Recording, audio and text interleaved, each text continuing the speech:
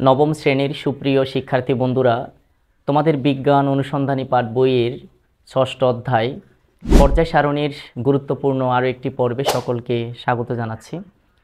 শিক্ষার্থী বন্ধুরা, আজকের এই পর্বে তোমাদের বিজ্ঞান অনুসন্ধানী পাঠ বইয়ের 103 পৃষ্ঠার 6.4 পর্যায় সারণীর কিছু ব্যতিক্রম এই টপিক নিয়ে আমরা ইন ডিটেল আলোচনা করতে চাই। পর্যায় সারণীর কিছু ব্যতিক্রম। শিক্ষার্থী বন্ধুরা, আমরা এই পর্যায় সারণী অধ্যায়ের আগের যে ভিডিওগুলো আমাদের চ্যানেল থেকে আপলোড করেছি এবং সেগুলোর মধ্যে যারা প্রত্যেকটা ভিডিও একেবারে মনোযোগ দিয়ে দেখেছো, পুঙ্খানুপুঙ্খ রূপে ফুল ওয়াচ করেছো, প্রত্যেকটা ভিডিও একদম হলপ করে বলতে পারি তারা পর্যায় সারণী সম্পর্কে এখন এই মুহূর্তে অনেক কিছুই জানো। কারণ আমরা প্রত্যেকটা ভিডিও একেবারে বেসিক্যালি এক্সপ্লেন করার চেষ্টা করেছি। সো যারা প্রত্যেকটা ভিডিও দেখেছো, একদম ধরে নিতে পারি তোমরা পর্যায় সারণীর একেবারে অনেক কিছুই তোমরা এখন এই মুহূর্তে জানো। শিক্ষার্থী বন্ধুরা, একেবারে সেই 1789 সাল থেকে 1789 সালে বিজ্ঞানী অ্যান্টনি ল্যাভোসিয়ে মৌলকে নিয়ে প্রথম কাজ শুরু করে। এরপরে বিজ্ঞানী ডোবে রাইনার, বিজ্ঞানী নিউল্যান্ড এবং 1869 সালে ফাইনালি তোমাদের মনে থাকার কথা, 1869 সালে ফাইনালি রুশ বিজ্ঞানী দিমিত্রি মেন্ডেলিভ আনুষ্ঠানিকভাবে বিভিন্ন মৌলের একটা সারণী প্রদান করে, যেটা এখনও পর্যন্ত আধুনিক রসায়নে পর্যায় সারণী নামে পরিচিত। যদি 1913 সালের পর সেটা তেমন একটা টিকে নাই। হ্যাঁ, তোমরা অনেকেই জানো 1913 সালে যখন পারমাণবিক সংখ্যা আবিষ্কার হয়, হ্যাঁ, তখন কিন্তু বিজ্ঞানী মেন্ডেলিভের যেই পর্যায় সারণী ছিল সেটা অনেকটা বিতর্কিত হয়ে যায়। কারণ বিজ্ঞানী মেন্ডেলিভ বলছে প্রত্যেকটা মৌলকে পারমাণবিক ভর অনুসারে সাজাতে হবে, কিন্তু মোসলে যখন পারমাণবিক সংখ্যাটা আবিষ্কার করে তখন থেকে দেখে যে আসলে পারমাণবিক ভর না, পারমাণবিক সংখ্যা অনুযায়ী সাজাতে হবে। এবং আধুনিক যে পর্যায় সারণীটা আমরা দেখতেছি 2024 সালে, সর্বাধুনিক পর্যায় সারণী, এখনও পর্যন্ত আজকের দিনে এই অত্যাধুনিক যুগে পর্যায় সারণীতে কিছু ভুল জায়গা আছে। আমার কথা না, বিভিন্ন বিজ্ঞানীদের অ্যানালাইসিস, হ্যাঁ, তাদের সংশোধন, পরিবর্ধন, পরিমার্জনের মাধ্যমে এখনও পর্যন্ত পিরিয়ডিক টেবলের কিছু বিশেষ জায়গা আছে, যেই জায়গাগুলো নিয়ে এখনও তুমি কথা বলতে পারবা। আজকের ভিডিওতে আমরা বেসিক্যালি সেই বিষয়গুলো জানবো। আমরা যে আধুনিক পর্যায় সারণীটা দেখি, এই আধুনিক পর্যায় সারণীটা যখন 1789 সাল থেকে কাজ শুরু হয় 2024 সালের আগ পর্যন্ত প্রত্যেকটা স্তরে এটার ভুল প্রমাণ হয়। বিভিন্ন তত্ত্বগুলো, ইভেন আগের দিকে যে তত্ত্বগুলো ছিল এগুলো এখনও পর্যন্ত টিকছে না। আজকের দিনে যে পিরিয়ডিক টেবলটা দেখছি সেটা একেবারে নির্ভুল নয়, তারপরও এখনও পর্যন্ত সর্বাধিক গ্রহণযোগ্য কিন্তু বর্তমান পিরিয়ডিক টেবলটা। আজকের ভিডিওতে আমরা এই বর্তমান আধুনিক সর্বগৃহীত এই পিরিয়ডিক টেবলের বিশেষ কিছু জায়গার কথা বলবো, যে জায়গাগুলো নিয়ে এখনও বিতর্ক আছে। তো প্রথমে আমরা হাইড্রোজেনের অবস্থান দিয়ে শুরু করব। শিক্ষার্থী বন্ধুরা, হাইড্রোজেনের অবস্থান, এই অবস্থানটা নিয়ে এখনও পর্যন্ত বিজ্ঞান মহলে যথেষ্ট আলোচনা হয়, সমালোচনা হয়। কেন? কারণ এই হাইড্রোজেনকে এমন একটা জায়গায় স্থান দিয়েছে, হ্যাঁ, তোমরা একটু যদি ঠান্ডা মাথায় চিন্তা করো তোমরা অবাক হয়ে যাবা। কি ব্যাপার? হ্যাঁ, আমরা যে আধুনিক পর্যায় সারণীটা দেখছি, এই আধুনিক পর্যায় সারণীতে এই গ্রুপের এই জায়গাতে হাইড্রোজেনটা কেন? একটু খেয়াল করো তোমরা, গ্রুপ একে কারা আছে? গ্রুপ একে কারা আছে? হ্যাঁ, তবে তোমাদেরকে বলবো এই ভিডিওটা দেখার পরে তোমরা তোমাদের বিজ্ঞান অনুসন্ধানী পাঠের 103 পৃষ্ঠায় যাও এবং সেখানে পর্যায় সারণীর কিছু ব্যতিক্রম এই টপিকটা পুরোটাই পড়ে ফেলো। এবং এখানে তোমরা দুইটা বিতর্কের জায়গা পাবা। প্রথমত হাইড্রোজেনের অবস্থান, আরেকটা হচ্ছে ল্যান্থানাইট এবং অ্যাক্টিনের সারির অবস্থান। আরও একটা অবস্থান আছে যেটা বিতর্কিত, যেটা তোমরা হয়তো ইন্টারমিডিয়েটে পাবা। এবং আগের যে কেমিস্ট্রি বইটা ছিল তোমাদের, এই নতুন কারিকুলামের আগের যে কারিকুলামটা ছিল সেখানেও কিন্তু হিলিয়ামের অবস্থানটাও ইনক্লুড করা হয়েছে। কিন্তু বর্তমান যে বইটা তোমরা পড়বা, যে টপিকটা পড়বা, সেখানে শুধু দুইটা মাত্র জায়গায় তারা বিতর্ক দেখিয়েছে। প্রথমত হাইড্রোজেনের অবস্থান, আরেকটা হচ্ছে ল্যান্থানাইট এবং অ্যাক্টিনের সারি অবস্থান। আমি দুইটা টপিকে কথা বলবো, যদি সময় সুযোগ থাকে একদম ভিডিও শেষের দিকে হিলিয়ামটা কিভাবে বিতর্কিত সেই কথাটাও আমি টেনে নিয়ে আসবো। শিক্ষার্থী বন্ধুরা, আমি যদি গ্রুপ একটা দেখাই, দেখো হাইড্রোজেনটা কোথায় আছে। সবার শুরুতে হাইড্রোজেন, লিথিয়াম, তারপর হচ্ছে তোমার সোডিয়াম, পটাশিয়াম, রুবিডিয়াম, তারপর সিজিয়াম, ফ্রান্সিয়াম। এটা হচ্ছে গ্রুপ একের মৌল। বিতর্কটা কোথায় সেটা একটু বুঝিয়ে বলছি।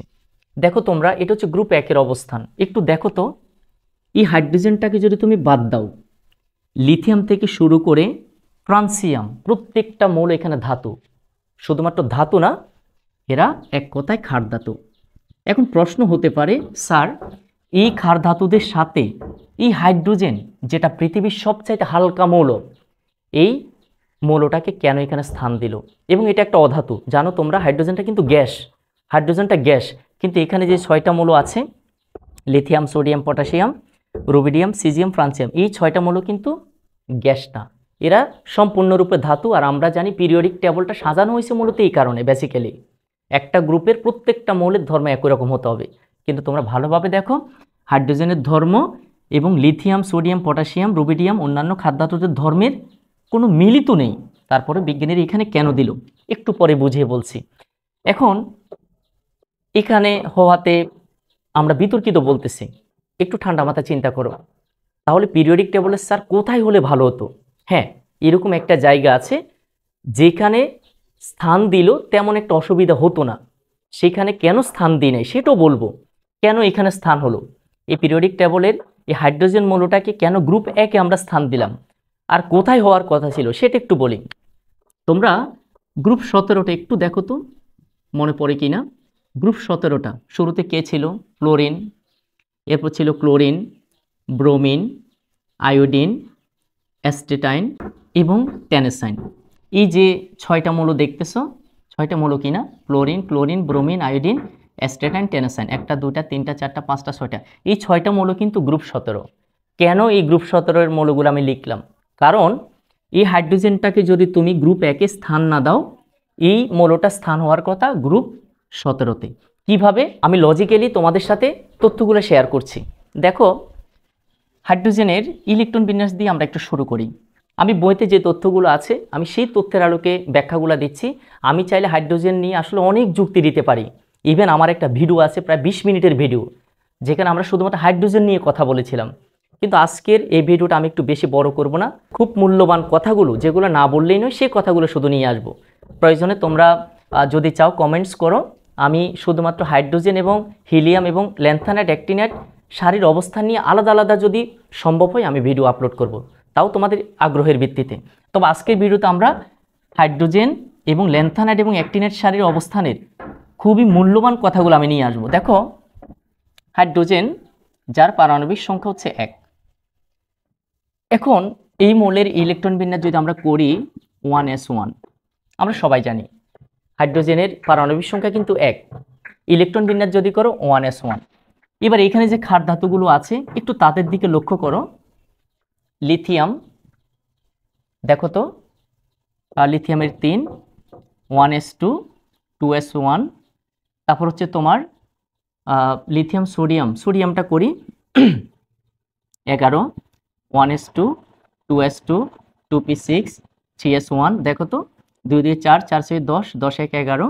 তারপর হচ্ছে তোমার potassium 19, 1s2, 2s2, 2p6, 3s2, 3p6। তারপর হচ্ছে 4s1। দেখো তো, 2টা 6 2 8টা, তারপর এখানে 6 2 8টা, এখানে হচ্ছে একটা, 2 2 4, 10, 12, 18, 19।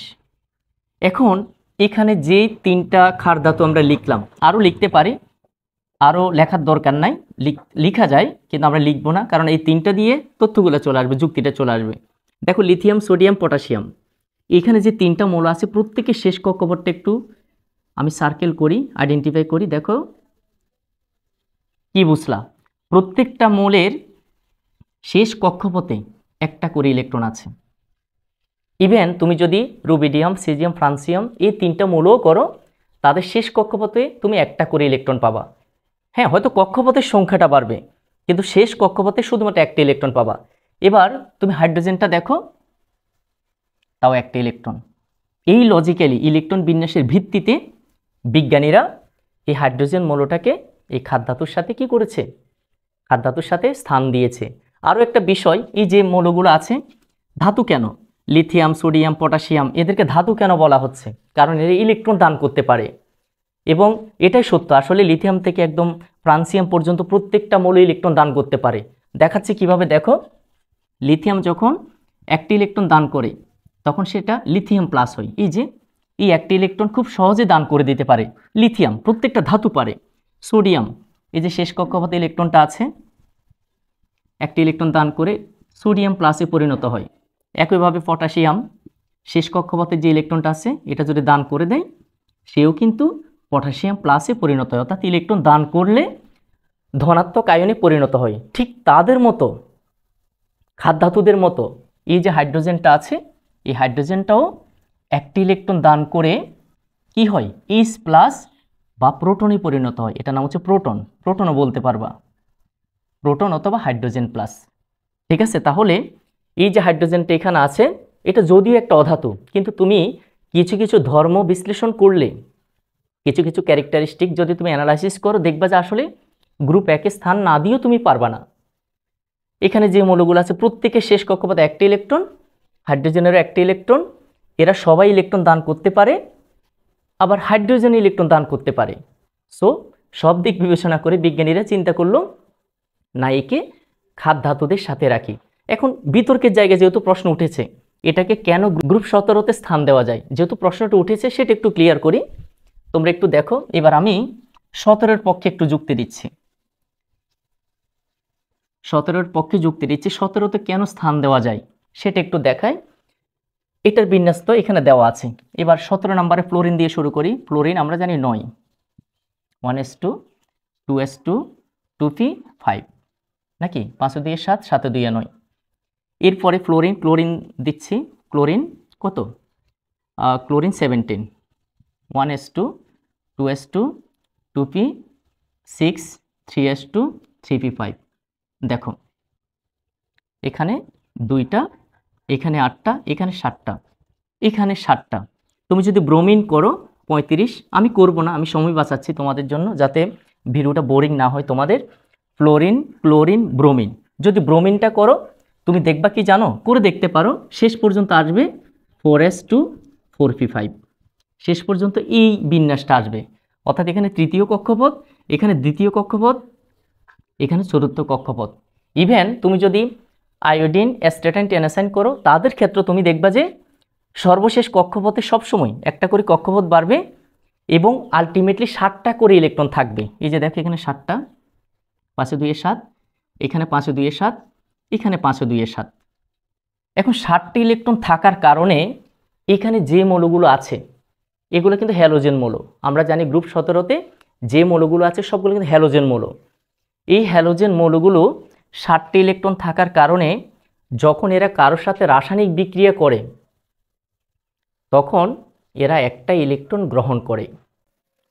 অবশ্যই তোমরা জানো প্রত্যেকটা পরমাণু হ্যালোজেন গ্রুপে যারা আছে তাদের 7টা ইলেকট্রন, এবং আমরা জানি প্রত্যেকটা মৌল যখন বিক্রিয়া করে বা রাসায়নিক যৌগ গঠন করে তখন তারা নিষ্ক্রিয় গ্যাসের ইলেকট্রন বিন্যাস অর্জন করতে চায়। নিষ্ক্রিয় গ্যাসে ইলেকট্রন বিন্যাস অর্জন করা মানে অষ্টক পূর্ণতা। অর্থাৎ এখানে যে 7টা আছে, 7টা যদি 7টা থেকে যদি একটা কারো থেকে সে নিতে পারে তখন হয়ে যাবে এখানে 6, 6 2 8, তার মানে অষ্টক পূর্ণতা লাভ করলো। এবার এই ক্লোরিন, ক্লোরিন যদি এখানে আরও একটি ইলেকট্রন গ্রহণ করতে পারে তাহলে তার হবে 8টা। তারপর ফ্লোরিন এখানে যদি একটা ইলেকট্রন কোথাও থেকে নিয়ে নিতে পারে তাহলে এখানে হবে। এভাবে প্রত্যেকটা হ্যালোজেন মৌল যেহেতু তার সর্বশেষ কক্ষপথে 7টি ইলেকট্রন আছে, প্রত্যেকটা পরমাণু চায় আসলে 8টা ইলেকট্রন লাভ করা, অষ্টক পূর্ণতা যেটাকে বলে। তোমরা আস্তে আস্তে রাসায়নিক বন্ধন অধ্যায়টা যখন পড়বা আরও বিস্তারিত জানতে পারবা। একটা পরমাণু যৌগ গঠনের উদ্দেশ্য হচ্ছে তার শেষ কক্ষপথে 8টা ইলেকট্রন লাভ করা নতুবা 2টা ইলেকট্রন লাভ করা, কারণ 2টা হচ্ছে হিলিয়ামের বিন্যাস। তোমরা নিষ্ক্রিয় গ্যাসে ইলেকট্রন বিন্যাস নিশ্চয় জানো, হিলিয়াম, নিয়ন, আর্গন, ক্রিপ্টন, জ্যানন, রেডন। কয়টা, 1 2 3 4 5 6, এরপরে অর্গানেশন। এই যে মৌলগুলো আছে, বাকি যে মৌল আছে এগুলো এখানে হচ্ছে কয়টা, 7টা, 1 2 3 4 5 6 7টা। আর যে 111টা মৌল আছে তাদের প্রত্যেকের স্বপ্ন এই 7টি ইলেকট্রনের মতো বিন্যাস লাভ করা, এবং তারা এই কারণেই মূলত যৌগ গঠন করতে চায়, রাসায়নিক বিক্রিয়া করতে চায়, রাসায়নিক বিক্রিয়া অংশগ্রহণ করতে চায়। এই কারণে সেদিক থেকে যে হ্যালোজেনগুলো আছে এদের সর্বশেষ কক্ষপথে 7টি ইলেকট্রন আছে, যদি একটি ইলেকট্রন পেয়ে যায় সবার অষ্টক পূর্ণতা লাভ হবে। এই কারণে যখনই এই হ্যালোজেনগুলো কারোর সাথে বিক্রিয়া করে একটা ইলেকট্রন গ্রহণ করে ঋণাত্মক আয়নে পরিণত হয়। একটা ইলেকট্রন গ্রহণ করলে, দান করলে প্লাস, হ্যাঁ, আর গ্রহণ করলে মাইনাস। তো এরা যেহেতু, আচ্ছা এটা একটু দেখায় বিক্রিয়াটা, যেমন ফ্লোরিন একটা ইলেকট্রন দান করলে, একটা ইলেকট্রন গ্রহণ করলে কি হয়, একটা ইলেকট্রন গ্রহণ করলে ফ্লোরাইড আয়নে পরিণত হয়। তারপর ক্লোরিন ঠিক একইভাবে একটা ইলেকট্রন যখন গ্রহণ করবে, তার আগে ছিল ইলেকট্রন 17টা, দেখো ক্লোরিনের 17টা, 5 2 7, 7 6 13, 14 15 16 17। একটি ইলেকট্রন যদি কারো কাছ থেকে পাই তখন হয়ে যাবে কয়টা, 18টা।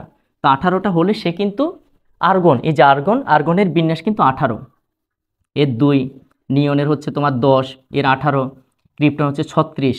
তখন এখানে একটি ইলেকট্রন যদি পেয়ে যায় তখন ক্লোরিনের হয়ে যাবে কত, আয়নটা হবে Cl মাইনাস, এবং ক্লোরাইড আয়নের ইলেকট্রন হবে টোটাল 18টা। আবার ফ্লোরিনের ক্ষেত্রে, ফ্লোরিনের কয়টা, ফ্লোরিনের আছে হচ্ছে 9টা, এই যে ইলেকট্রন 9টা, 5 দিয়ে 7টা, যদি কারো কাছ থেকে একটা নিতে পারে তাহলে এখানে হয়ে যাবে 6টা, টোটাল হবে 8টা, এখানে হয়ে যাবে 8টা, 6 2 8, আর এখানে হচ্ছে 2টা, টোটাল 10টা হবে। আর 10টা হচ্ছে কার, নিয়নের বিন্যাস। এই কারণ প্রত্যেকটা মৌল যখন বিক্রিয়া করে তখন শেষ কক্ষপথে 8টি ইলেকট্রন লাভ করতে চাই। 8টা যখন হয়ে যাবে তখন সে এখানে কারো না কারো মতো হয়ে যাবে। এটা হ্যাঁ, হয়তো এই বিষয়টা হয়তো অনেকে নাও বুঝতে পারো, এটা আমরা রাসায়নিক বন্ধন অধ্যায়ে আলোচনা করব। আরেকটা অধ্যায় কিন্তু আছে রাসায়নিক বন্ধন। আপাতত আমরা এটা জানি যে হ্যালোজেন গ্রুপের যে মৌলগুলো আছে তাদের শেষ কক্ষপথে 7টি ইলেকট্রন আছে, তারা একটি ইলেকট্রন গ্রহণ করে। আবার এই যে হাইড্রোজেনটা আছে তার শেষ কক্ষপথে একটি ইলেকট্রন আছে, সেও যখন কারোর সাথে যৌগ গঠন করে সেও কিন্তু আরেকটা মৌল থেকে একটা ইলেকট্রন গ্রহণ করে। গ্রহণ করলে কি হয়, তার এখন আছে একটা, হয়ে যাবে 2টা, আর 2টা যদি হয় তখন সে হয়ে যাবে কে, হিলিয়ামের মতো। হিলিয়ামটাও কিন্তু নিষ্ক্রিয় গ্যাস, যদিও তার কক্ষপথে, শেষ কক্ষপথে 8টি ইলেকট্রন নাই, বাকিদের 8টি ইলেকট্রন আছে, কিন্তু হিলিয়ামের মাত্র আছে 2টা। হাইড্রোজেন পরমাণু কারো থেকে একটি ইলেকট্রন গ্রহণ করে, হ্যাঁ, কি করে, এই হিলিয়ামের মতো বিন্যাস অর্জন করতে চায়, সবসময় চেষ্টা করে। এই জন্য কখনো কখনো সুযোগ পেলে সে একটা ইলেকট্রন গ্রহণ করে ফেলে। তাহলে হাইড্রোজেনকে কেন 17তে স্থান দেওয়া যায়, কারণ হ্যালোজেন মৌলের সর্বশেষ কক্ষপথে 7টি ইলেকট্রন রয়েছে, তাদের নিষ্ক্রিয় গ্যাসে ইলেকট্রন বিন্যাস অর্জন করার জন্য একটি ইলেকট্রন দরকার। অপরদিকে হাইড্রোজেনেরও সর্বশেষ কক্ষপথে একটি ইলেকট্রন আছে, তার নিষ্ক্রিয় গ্যাসের ইলেকট্রন বিন্যাস অর্জন করার জন্য আরও একটি ইলেকট্রন দরকার। এদেরও একটি ইলেকট্রন দরকার, এরও একটি ইলেকট্রন দরকার। আরও যুক্তি দেওয়া যায়, যেমন হাইড্রোজেন অধাতু, এখানে প্রত্যেকটা পরমাণু অধাতু, ফ্লোরিন, ক্লোরিন, ব্রোমিন, আয়োডিন, অ্যাস্টারাইন, ট্যানাসাইন, এগুলো কিন্তু অধাতু। আবার হাইড্রোজেন অধাতু, এই কারণে আমরা হাইড্রোজেনকে গ্রুপ 17তে স্থান দিতে পারি, কিন্তু বিজ্ঞানীরা সেখানে স্থান দেয় নাই, কারণ শুধুমাত্র একটা লজিকে আমরা হাইড্রোজেনকে এখানে স্থান দিতে পারবো না। আরও নানান ধর্ম গ্রুপ 1-এর মৌলের সাথে মিলে যায়। পরবর্তীতে বিজ্ঞানীরা চিন্তা করলো সবচাইতে বেশি ধর্ম মিলে যায় কার সাথে, গ্রুপ 1-এর মৌলের সাথে। এই কারণে বিজ্ঞানীরা হাইড্রোজেনকে পিরিয়ডিক টেবলে সবার শুরুতে গ্রুপ 1-এ স্থান দিয়ে দিয়েছে।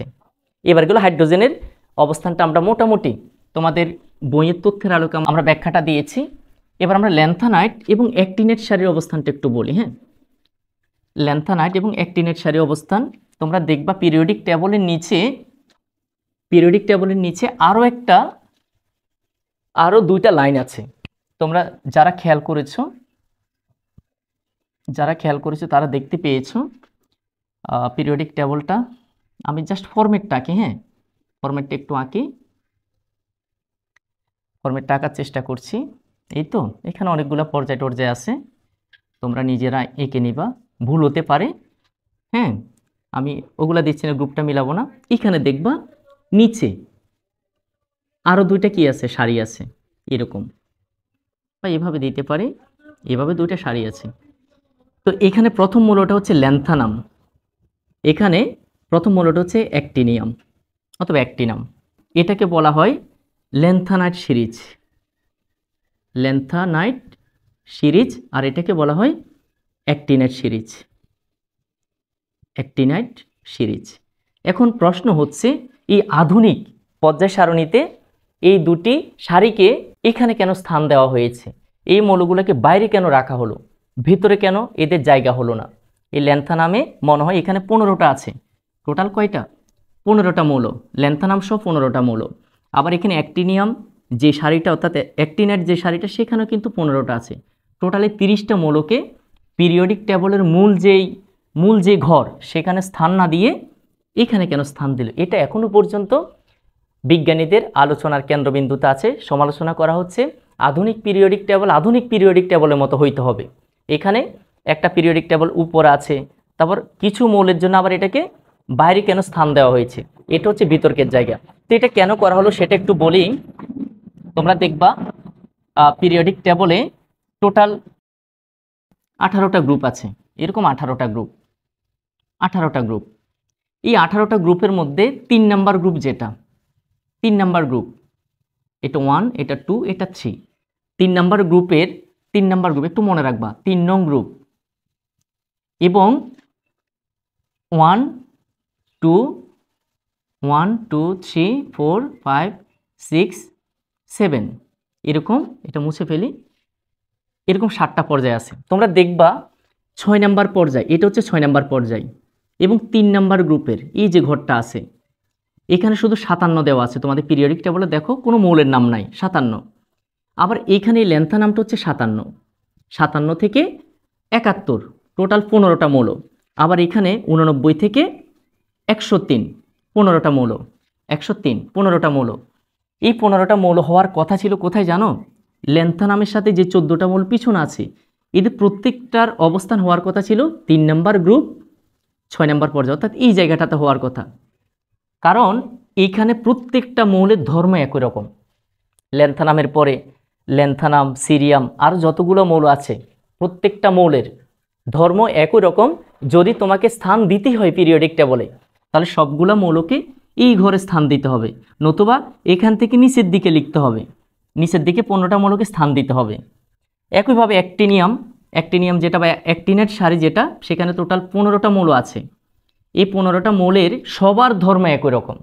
তো তুমি যদি এখানে 15টা মৌলকে এখানে স্থান দিতে যাও সেটা হচ্ছে কোথায় জানো? 3 নাম্বার গ্রুপ 7 নং পর্যায়। এখানে হচ্ছে 3 নং গ্রুপ 6 নং পর্যায়, আর এখানে হচ্ছে তোমার 3 নং গ্রুপ। গ্রুপটা ঠিক আছে দেখো একই লাইনে, কিন্তু পর্যায়টা একটা 6-এ আর একটা 7-এ। 3 নং গ্রুপ 7 নং পর্যায়, এখানেও 15টা। এই 15টা মৌল একই গ্রুপে যদি হয়, এই যে যতগুলো মৌল আছে তাদের ধর্ম যদি একই রকম হয়, পিরিয়ডিক টেবলের নিয়ম কি? সেগুলো একই গ্রুপে আসতে হবে। যেমন খাদ্য ধাতুগুলো একই গ্রুপে আসলো, মৃৎখাত ধাতুগুলো একই গ্রুপে আসলো, তারপর 17 নম্বর গ্রুপে হ্যালোজেনগুলো আসলো। তাহলে এখানে যেহেতু প্রত্যেকের ধর্ম একই রকম, তারা 3 নং গ্রুপে আসার কথা, মানে এদের ধর্মটা 3 নং গ্রুপের সাথে মিলে যায়। কিন্তু দেওয়া হলো না কেন? এটা একটা প্রশ্ন, বিতর্কিত প্রশ্ন। বরং এখানে না দিয়ে তারা পিরিয়ডিক টেবলের বাইরে একটা আলাদা জায়গায় তারা স্থান দিয়েছে, এবং এটাকে এখনো পর্যন্ত 2024 সাল আসার পরও এটাকে একটা বিতর্কের জায়গা মনে করছে বিজ্ঞানী মহল। এটা আমাদের সমালোচনা বা আমাদের আলোচনা নয়, আমাদের সেই জ্ঞানটুকু এখনো হয়ও নাই। তবে এটা বিজ্ঞানীদেরই সমালোচনার একটা ফসল। কেন এই 30টা মৌলকে এখানে রাখা হলো? আবার তারা যুক্তি দিচ্ছে যদি 15টা 30টা মৌলকে এখানে রাখা হয়, এই একই গ্রুপে রাখা হয়, তখন দেখবা পিরিয়ডিক টেবলটা প্রস্থের দিক থেকে অনেক বড় হয়ে যাবে। দেখো এখানে যদি 15টা 30টা মৌলকে নিয়ে আসো, পিরিয়ডিক টেবল এটা এই পাশগুলো থাকবে একরকম, এটা নিচের দিকে অনেক লম্বা হয়ে যাবে। এইসব কারণে বিজ্ঞানীরা চিন্তা করলো না, এই ল্যান্থানাইট সারির 15টা মৌল এবং অ্যাক্টিনেট সারির 15টা মৌলকে আমরা কোথায় রাখবো না, মূল পিরিয়ডিক টেবলে রাখবো না, বরং তাদেরকে পিরিয়ডিক টেবলের নিচে 2টা সারি বানাই। সেখানে কি করলো, 15টা 30টা মৌলকে তারা স্থান দিয়ে দিল। এটা একটা বিতর্কের জায়গা। আমি জানি না অদূর ভবিষ্যতে হয়তো এটা নিয়ে হয়তো কাজ চলছে, হয়তো অদূর ভবিষ্যতে এটা ঠিক হয়ে যেতে পারে। বাট আজকের দিন পর্যন্ত এই হাইড্রোজেনের অবস্থান এবং ল্যান্থানাইট এবং অ্যাক্টিনাইট মৌলের অবস্থানটা পিরিয়ডিক টেবলের বিতর্কের জায়গা, এখনও বিতর্ক চলছে। আরেকটা যেটা বইতে নাই সেটা হচ্ছে তোমার হিলিয়ামের অবস্থান। আমরা জানি, এই যে একটু আগে আমি মুছে ফেলছিলাম, নিষ্ক্রিয় গ্যাসগুলো কি 18 নম্বর গ্রুপে যারা ছিল, শেষ গ্রুপ আমি এখানে লিখি হিলিয়াম, আর্গন, নিয়ন, আর্গন, ক্রিপ্টন, জ্যানন, রেডন, অর্গানেসন। এরকম কয়টা? 7টা মৌল আছে। 1টা 2টা 3টা 4টা 5টা 6টা 7টা। এই 7টা মৌলের মধ্যে হিলিয়ামটার পজিশন এখনো পর্যন্ত বিতর্কিত। যদিও তোমাদের বর্তমান 9-এ যে বইটা আছে সেখানে আনে নাই, বাট পুরাতন কেমিস্ট্রিতে আছে। এই হিলিয়ামের অবস্থানটা বিতর্কিত কেন? তুমি দেখো না, হিলিয়ামের পারমাণবিক সংখ্যা হচ্ছে 2, বিন্যাস হচ্ছে 1s2। দেখো এই মৌলটার এস অরবিটালে, আমি এটা একটু ছোট্ট করে বলি, এদের প্রত্যেকটা টপিকের উপর আসলে আমার বিস্তারিত ভিডিও আছে। এটা আমি আগের কারিকুলামের স্টুডেন্টদের জন্য বানিয়েছি, সেই জন্য তোমাদেরকে দেখতে বলবো না। তবে তোমরা যদি বেশি আগ্রহ কারো থাকে অবভিয়াসলি তোমরা কমেন্ট করবা এবং আমি ডেডিকেটেড ভিডিও নিয়ে আসব। তবে আজকে আমি শুধুমাত্র তোমাদের বইয়ে যে দুইটা ব্যাখ্যা আছে সেই দুইটা ব্যাখ্যা দিলাম আমার মতো করে, তোমরা বইটা পড়ে নিবা। বইটা পড়লে আবার আমার ব্যাখ্যার সাথে অনেকটা মিল পেয়ে যাবা। আমি বাড়তি কিছু বলি নাই, বইয়ে যে তথ্যগুলো আছে সেই তথ্যগুলোর আলোকে কিন্তু আমি আমার লেকচারটা সাজিয়েছি। তবে হিলিয়ামটা একটু বাড়তি বলছি। হিলিয়ামটা একটু দেখো তো, আমার মনে বুঝে যাবা। হিলিয়ামের বিন্যাস হচ্ছে 1s2। এখন এখানে দেখো এস এর উপরে কি আছে, দুটি ইলেকট্রন আছে। এখন পিরিয়ডিক টেবলের যখন আমরা গ্রুপ নির্ধারণ করেছিলাম, খুব সম্ভবত আমাদের তৃতীয় এপিসোড, ইলেকট্রন বিন্যাসের সাহায্যে যখন মৌলসমূহের অবস্থান পিরিয়ডিক টেবলে কোথায় হবে, গ্রুপ নাম্বার কত, পর্যায় নম্বর কত, যখন আমরা এটা বের করছিলাম তখন সেখানে আমরা বলছিলাম কোনো একটা মৌলের শেষ কক্ষপথে যদি এস অরবিটাল থাকে, ওই এস অরবিটালের ইলেকট্রনগুলাই হবে ওই মৌলের গ্রুপ নাম্বার। যদি এখানে 1 থাকে, শেষ কক্ষপথে এস অরবিটাল থাকে এবং সেখানে যদি একটি ইলেকট্রন থাকে, গ্রুপ নাম্বার হবে 1। আবার যদি শেষ কক্ষপথে এস অরবিটাল থাকে, সেখানে যদি তোমার দুইটি ইলেকট্রন থাকে, গ্রুপ নাম্বার হবে 2। আবার আমরা পড়েছিলাম যদি এস এবং পি থাকে শেষ কক্ষপথে, তখন এস এবং পি এর ইলেকট্রনের সাথে দর যোগ করে তার গ্রুপ নাম্বার নির্ধারণ করতে হবে। আবার যখন আমরা পড়েছিলাম এস এর আগে ডি আছে, তখন ডি এবং এস এর ইলেকট্রনগুলো যোগ করলে আমরা তার গ্রুপ নাম্বার পাবো। কিন্তু এইখানে কেন ব্যতিক্রম দেখো, শেষ কক্ষপথে এস অরবিটাল আছে, সেখানে দুটি ইলেকট্রন আছে।